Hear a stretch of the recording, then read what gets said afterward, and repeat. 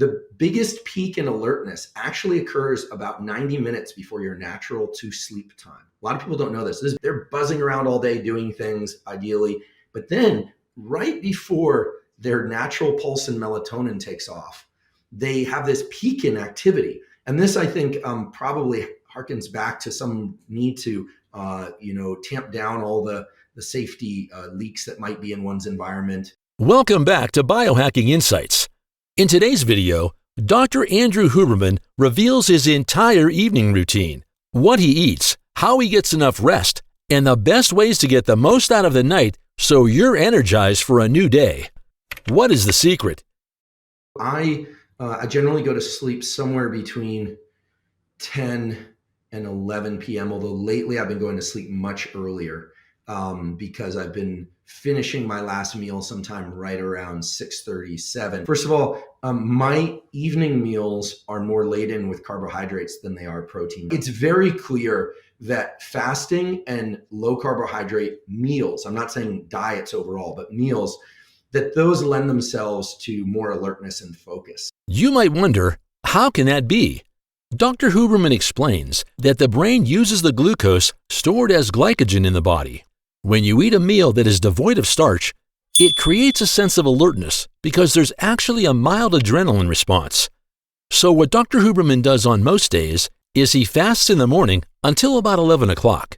He exercises at some point before 11 or noon, but he says he's not super strict about that. After that, he eats meat or some low-carbohydrate meal, but if he trained hard that day, he might have some rice or oatmeal or something like that and some fruit. In the afternoon, he'll have a snack which is also pretty low carbohydrate. That's because he wants to maintain that alertness with his caffeine, humming around doing his work and trying to get into that higher focus state for dinner. The neuroscientist generally eats pasta or something that includes more starches for dinner because starches are known to reduce cortisol levels in the body. Eating foods heavy in carbs is a good idea because there's a pathway involving carbohydrates and the amino acid tryptophan that converts the amino acid to serotonin, and serotonin essentially blocks the cortisol response. If you're learning something, you can support this channel by leaving a like and subscribe so you never miss a beat. Now, Dr. Huberman confirms that many people on very low-carb diets, like ketogenic diets for example, often have a hard time sleeping. They have to rely on a lot of sleep supplements or medication, which we'll discuss in this video. But Dr. Huberman's evening meals usually revolve around pasta, rice, and soups. His evening meals contain some protein from clean animal sources too. Dr. Huberman says behaviors rewire your nervous system. They engage in what he calls neuroplasticity. Neuroplasticity is your nervous system's ability to change you, getting better at falling asleep or waking up, feeling alert and ready to seize the new day. Generally, Dr. Huberman doesn't get too much screen time viewing before bed. The neuroscientist shuts down into what scientists call non-sleep deep rest, or NSDR. Non-sleep deep rest is a state of intense relaxation akin to deep sleep, but without actually being asleep. It allows the body and mind to experience restorative benefits similar to sleep. Think of it as a meditative state where the mind rests in a dreamlike way, even though you're conscious. When Dr. Huberman wakes up and feels he didn't get enough sleep, he'll do a 30-minute NSDR and come out of it feeling terrific, as if he got a full night's sleep. And Dr. Huberman practices this regardless almost every day, in the afternoon, early in the morning, or even late at night.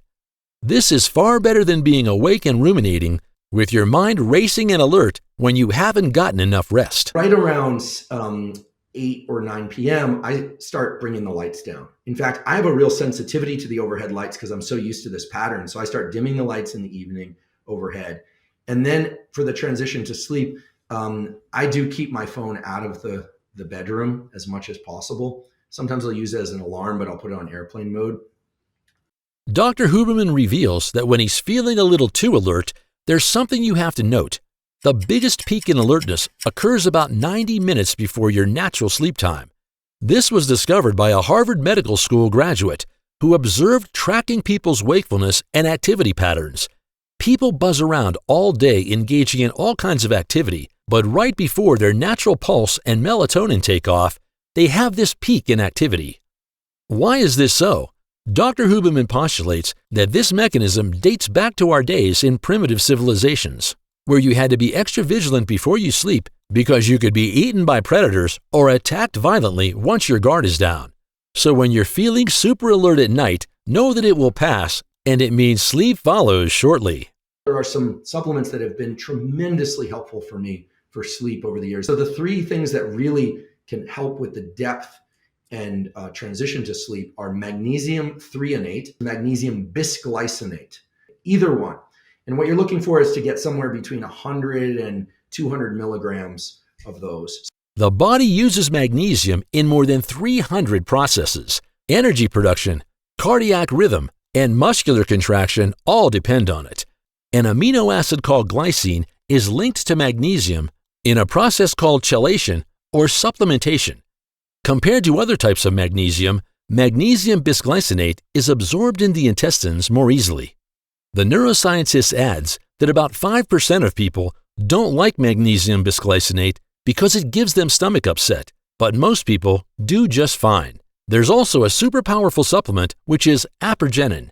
Many plants contain apigenin, and it is an effective blood pressure reducer that also has a potent anti-inflammatory, antibacterial, anti-tumor, and antioxidant qualities.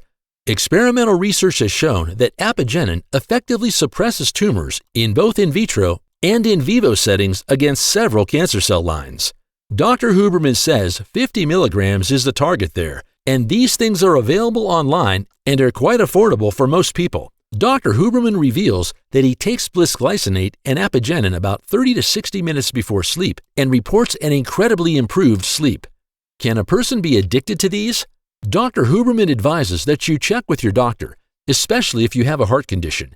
And because of the way neurons work, you have to be careful taking magnesium. It's an electrolyte, and you might want to check for that purpose.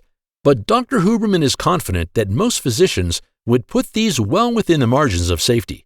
Magnesium bisglycinate and apigenin all trigger the activation of a neurotransmitter in the brain called gamma-aminobutyric acid, or GABA.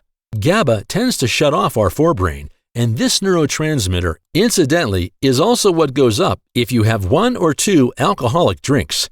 Did you know that drinking alcohol before sleep screws up your sleep even if you're not drunk? Scientists will rather tell you that THC, marijuana, and alcohol are disrupting people's sleep, but these supplements trigger a healthy release of GABA.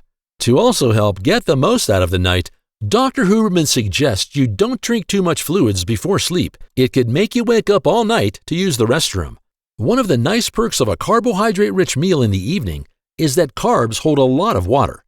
Another crucial point to consider in improving your night routine is your body temperature. Second to light, temperature is the most powerful stimulus for wakefulness. When your body temperature rises, you become more alert, but as it drops, you get sleepy. Your body temperature is at its peak somewhere around 3 or 4 in the afternoon. But if you're an early riser, it would be about 2 or 3 in the afternoon.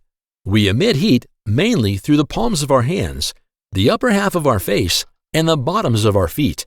There's a special portal between the blood and the skin in these particular locations. It only goes to the heart from arteries to veins. You skip all the capillaries between them, and you're able to give off heat more easily. During the middle of the night, the best thing to do is to have warm blankets on top of you and be in a cold room. And then if you get too warm, you'll just naturally extend a foot or hand out. That's why you shouldn't sleep with socks on, so that this process of heat emission occurs seamlessly. Once you incorporate these into your evening profile, you'll be amazed at how much you can achieve in improving sleep. If you enjoyed this video, check out Dr. Huberman's morning workout routine. Don't forget to like, share, and subscribe to our YouTube channel for more of these tips. Stay tuned.